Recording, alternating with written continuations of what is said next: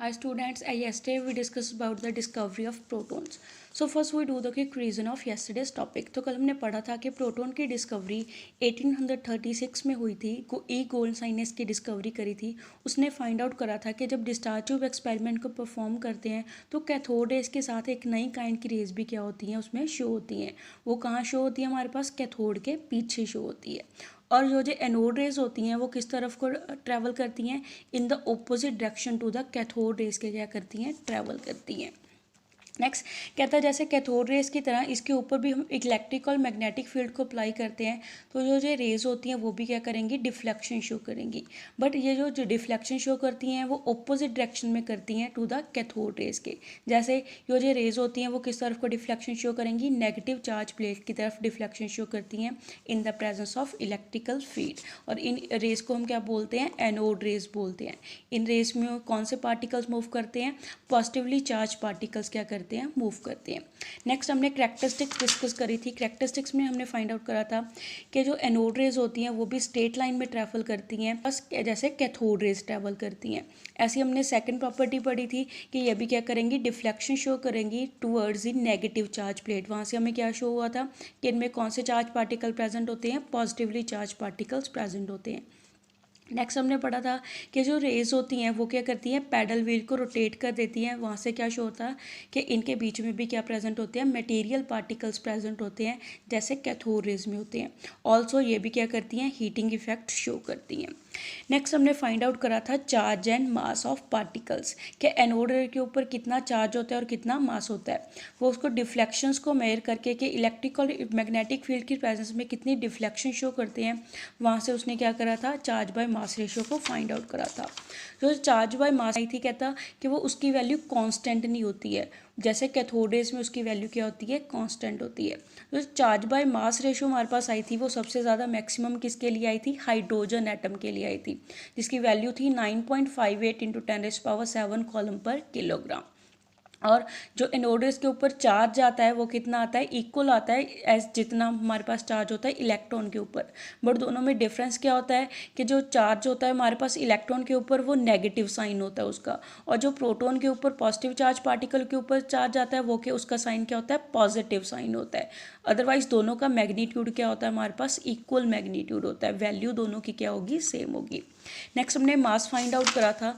मास maximum कितना आया था हाइड्रोजन एटम के लिए? 1.67 इंटू 10⁻⁻27 किलोग्राम। यहाँ से क्या फाइंड आउट हुआ था कि इसका जो मास है इक्वल प्रैक्टिकली किसके इक्वल होता है? हाइड्रोजन एटम के इक्वल होता है, जिसकी वजह से इसको हम क्या बोलते हैं? 1 यूनिट मास बोलते हैं।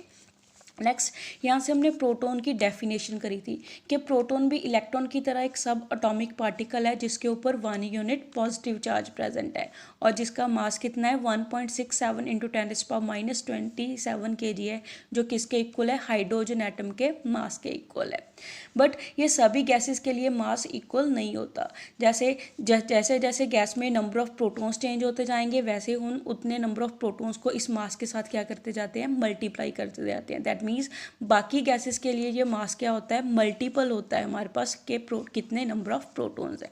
नेक्स्ट हमने लास्ट टॉपिक करा था ओरिजिन ऑफ रेज कि पॉजिटिव रेज ओरिजिनेट कहाँ से होती है। कहते हैं जो फास्ट मूविंग इलेक्ट्रॉन जाके स्ट्राइक करते हैं गैस के मॉलिक्यूल के साथ, वो स्टेबल होने के लिए इलेक्ट्रॉन क्या करती है? लूज करती है। तो वहाँ से हमारे पास क्या प्रोड्यूस होते हैं? पॉजिटिवली चार्ज पार्टिकल्स प्रोड्यूस होते हैं जो किस तरफ मूव करते हैं? Towards the opposite charge cathode की तरफ मूव करते हैं। Now we come to our today's topic that is discovery of radioactivity. So जो डिस्कवरी है रेडियो एक्टिविटी की वो एक अनदर हमारे पास एविडेंस प्रूफ करता है कि जो मैटर होते हैं उसकी कौन सी नेचर होती है? इलेक्ट्रिकल नेचर होती है। कहता जो फिनोमिना है रेडियो एक्टिव का किसने डिस्कवर करा था? फ्रेंच ब्रैकरेल ने डिस्कवर करा था इन 1896 में। तो कहता जब ब्रैकवेल के यूरेनियम के सॉल्ट की प्रॉपर्टीज़ को स्टडी करा था तो एक दिन क्या हुआ, ब्रैकवेल ने यूरेनियम सॉल्ट को ब्लैक पेपर में रैप करके एक फोटोग्राफिक प्लेट के साथ अपने ड्रॉर में रख दिया। तो ड्रॉर को खोल के देखा तो उसे सरप्राइज़ मिला। उसने क्या नोटिस करा कि जो फोटोग्राफिक प्लेट थी उसके ऊपर जो क्रिस्टल्स रखे हुए थे ब्लैक पेपर में रैप करके, वहाँ से फोटोग्राफिक प्लेट क्या हो गई थी? डार्क कलर की होनी शो हो गई थी। कहता जो ड्रॉर है ड्रॉर में कोई भी सनलाइट नहीं आ रही थी, एंटर कहीं से भी सनलाइट उसके अंदर एंटर नहीं हो रही थी। तो यहाँ से उसके पास कोई भी रीज़न नहीं था बिलीव करने का कि जो डार्क हुई है फोटोग्राफिक प्लेट वो लाइट की वजह से हुई है। तो कहता कि उसने जब फोटोग्राफिक प्लेट ऑब्जर्व करा कि उसके ऊपर सॉल्ट की क्लियर इमेज उसको क्या हो रही थी, शो हो रही थी। दैट मीन्स यहाँ से उसने क्या रिजल्ट निकाला कि जो यूरेनियम के सॉल्ट होते हैं वो क्या करते हैं, हाई एनर्जी की रेडिएशंस को अमिट करते हैं। जो रेडिएशंस क्या हो सकती हैं, ब्लैक पेपर से पास हो सकती हैं, उनमें कैपेबिलिटी होती है, पेनिट्रेट मीन्स उसमें पास होने की कैपेबिलिटी होती है। दैट मीन्स जिसकी वजह से उसने क्या करा, फोटोग्राफिक प्लेट को अफेक्ट करा। कहता बाद में लेटर ऑन क्या हुआ, उसने ऑब्जर्व करा कि जो रेस होती हैं वो क्या करती हैं, हवा को भी आयोनाइज कर देती हैं, इवन किसी भी सॉलिड मैटर के बीच में से पास हो सकती हैं, पेनिट्रेट हो सकती हैं, या फिर जब जिंक सल्फाइड के साथ स्ट्राइक करती हैं तो उसको क्या करेंगी, ल्यूमिनिसिटी प्रोड्यूस करती है। मीन्स वो उसकी सरफेस क्या करने लगती है, शाइन करने लगती है, ब्राइट कलर की लाइट शो होने लगती है। तो यहाँ से हम रेडियो एक्टिविटी की डेफिनेशन करेंगे। रेडियो एक्टिविटी कहता है हमारे पास वो फिनोमिना है जिसमें स्पॉन्टेनियस एमिशन होती है। स्पॉन्टेनियस का मतलब है कि अपने आप एमिशन होती है।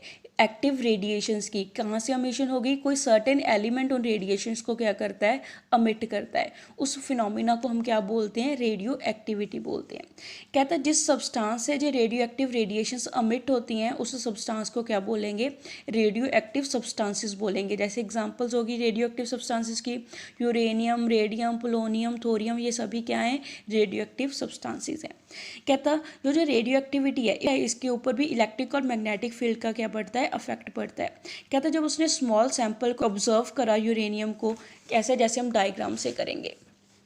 डायग्राम में क्या है, हमारे पास एक लेड का ब्लॉक लिया, इसकी कैविटी के अंदर उसने क्या रखा, एक रेडियो एक्टिव सब्सटेंस को रख दिया। यहाँ से जब रेडियो एक्टिव सब्सटेंस रेडिएशंस को अमिट करेगा वो किससे जाके स्ट्राइक करेंगी, लेड की शीट के साथ स्ट्राइक करेंगी। यहाँ पे हमारे पास लेड की शीट में उसने एक छोटा सा होल करा है ताकि हमारे पास सिंगल बीम है जो लाइट की रेज की वो क्या हो सके, पास होके, बाकी की जो साइड वाली रेज है उससे पास ना हो सके। उसके बाद जो सिंगल बीम उससे नैरो बीम पास हो रही है उसके ऊपर उसने क्या करा, इलेक्ट्रिक फील्ड को अप्लाई करा। जब उसने इलेक्ट्रिक फील्ड को अप्लाई करा तो जो रेज थी वो क्या करी थी, डिफ्लेक्शन शो करी थी। उसको उसने किसके ऊपर रिकॉर्ड करा, फोटोग्राफिक प्लेट के ऊपर उसको रिकॉर्ड करा। कहता उससे डिफ्लेक्शन जो हमारे पास 3 काइंड की हो रही थी, जैसे एक अल्फा रे शो हो रही थी, एक बीटा रे शो हो रही थी, एक गामा रे शो हो रही थी। इसको हम बाद में डिटेल में डिस्कस करेंगे। नेक्स्ट कहता यहाँ पे क्या है, जो रेडियो एक्टिव सब्सटेंस रेडिएशंस निकलती हैं, नैरो बीम है जो उसको उसने अलाउ करवाया ताकि वो स्ट्रॉन्ग इलेक्ट्रिक या मैग्नेटिक फील्ड से क्या हो सके, पास हो सके। कहता जो डिफ्लेक्शन जो रेज शो करती हैं उसको उसने फोटोग्राफिक प्लेट के ऊपर क्या करा, रिकॉर्ड करा। जो रेडिएशंस होती हैं वो कहता हमारे पास 3 टाइप की रेडिएशंस में स्प्लिट हो जाती हैं। जैसे देखा है अभी डायग्राम में, फर्स्ट टाइप की जो रेज होती हैं वो किस तरफ डिफ्लेक्शन शो करती हैं, नेगेटिव चार्ज इलेक्ट्रोड की तरफ डिफ्लेक्शन शो करती हैं। जैसे ये जो अल्फा रेज हैं वो नेगेटिव प्लेट की तरफ क्या कर रही हैं, डिफ्लेक्शन शो कर रही हैं। यहाँ से क्या इंडिकेट होता है कि इनमें कौन सा चार्ज पार्टिकल प्रेजेंट है, पॉजिटिवली चार्ज पार्टिकल प्रेजेंट है, और इनको हम क्या बोलते हैं, अल्फा रेज बोलते हैं। अल्फा रेज में क्या होता है, कहता हीलियम पॉजिटिव 2 पॉजिटिव पार्टिकल्स क्या करते हैं, मूव करते हैं। नेक्स्ट कहता है हर एक पार्टिकल है जो हीलियम 2 पॉजिटिव का हर एक पार्टिकल होगा उसके ऊपर मास कितना होता है, हीलियम का 4 एटॉमिक मास यूनिट होता है। दैट में हमने अभी पीछे पढ़ा कि ये क्या होते हैं, पॉजिटिवली चार्ज पार्टिकल होते हैं। जब हमने प्रोटॉन की डिस्कवरी करी थी उसमें हमने पढ़ा था कि प्रोटॉन का कितना मास होता है, हमारे पास 1.602 × 10⁻27 kg होता है। तो इसका 4 एटॉमिक मास यूनिट है तो 4 के साथ इसको मल्टीप्लाई करेंगे तो इसका हीलियम आयन का मास कितना आ जाएगा, 6.6 × 10⁻24 kg मास हो जाएगा। और हीलियम के ऊपर चार्ज कितना है, हमारे पास 2 पॉजिटिव चार्ज है। जैसे हमने प्रोटॉन के केस में पढ़ा था कि हमारे पास एक प्रोटॉन के ऊपर कितना चार्ज होता है, हमारे पास 1.6 × 10⁻19 कॉलम चार्ज होता है। 2 पॉजिटिव की वजह से इसको हम 2 से मल्टीप्लाई कर देंगे तो हीलियम 2 पॉजिटिव आयन के ऊपर कितना चार्ज हुआ, 3.20 × 10⁻19 कॉलम चार्ज हुआ। नेक्स्ट हमारे पास कहता है जो सेकंड टाइप की रेज हमें शो होती हैं। सेकंड टाइप की जो रेज है वो किस तरफ को डिफ्लेक्शन शो करती हैं, पॉजिटिव इलेक्ट्रोड की तरफ डिफ्लेक्शन शो करती हैं।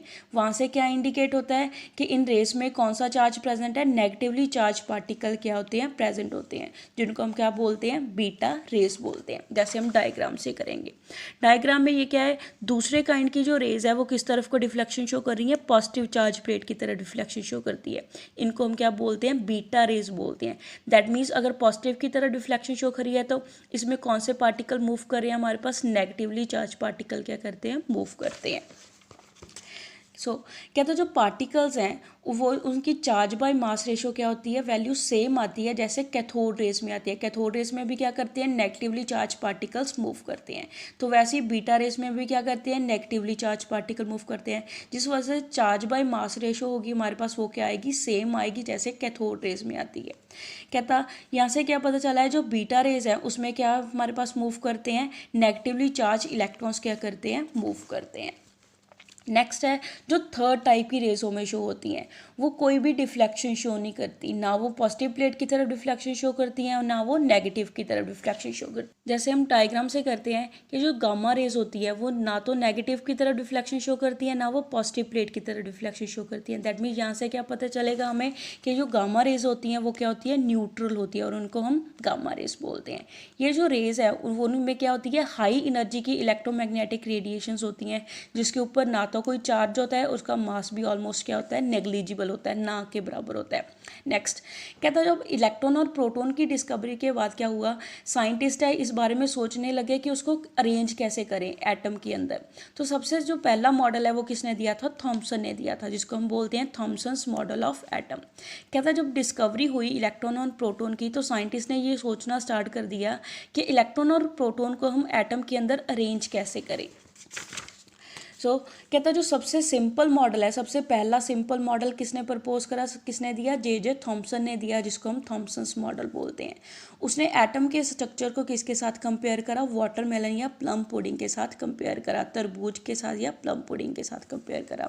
कहता है जो रेडियस होता है हमारे पास, अगर हम स्फीयर ले लें 10⁻⁻10 मीटर रेडियस का स्फीयर ले लें तो उसका हमारे पास किसके इक्वल साइज होगा, equal to the size of atom के उसका क्या होता है, साइज होता है। तो यहाँ से उसने क्या प्रपोज करा कि कहता है एटम के अंदर जो स्फीयर के अंदर यूनिफॉर्मिटी होती है, पॉजिटिव चार्ज यूनिफॉर्मली डिस्ट्रीब्यूटेड होता है, उसमें इलेक्ट्रॉन्स क्या होते हैं, एम्बेडेड होती है। जैसे हम वाटरमेलन की एग्जांपल ले लें, तरबूज में जो रेड वाला पोर्शन होता है उसको उसने पॉजिटिव चार्ज कंसिडर करा कि वो पूरे स्फीयर में क्या है, हमारे पास यूनिफॉर्मली डिस्ट्रीब्यूटेड है। और जो उसमें ब्लैक सीड्स होते हैं उसको उसने किसके साथ कंपेयर करा, इलेक्ट्रॉन के साथ कंपेयर करा। ऐसे ही प्लम पुडिंग में क्या है, उसने जो पुडिंग थी हमारे पास, पुडिंग को किसके साथ कंपेयर करा, उसने पॉजिटिवली चार्ज पार्टिकल के साथ कंपेयर करा। और जो उसके अंदर ड्राई फ्रूट्स होते हैं उसको किसके साथ कंपेयर करा, उसने इलेक्ट्रॉन के साथ कंपेयर करा।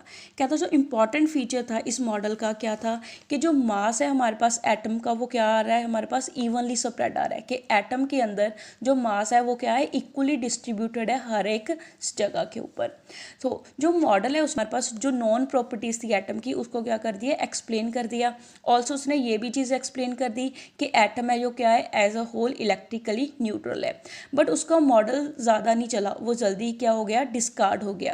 कहता जब रदरफोर्ड ने अपने कोवर्कर के साथ अल्फा पार्टिकल को स्ट्राइक कराया मेटल फॉयल से, उसे जो रिजल्ट आए उन रिजल्ट को थॉमसन का मॉडल एक्सप्लेन नहीं कर पाया, जिस वजह से जे थॉमसन मॉडल क्या हो गया, रिजेक्ट हो गया। So that's all for today. Stay home, stay safe, thank you.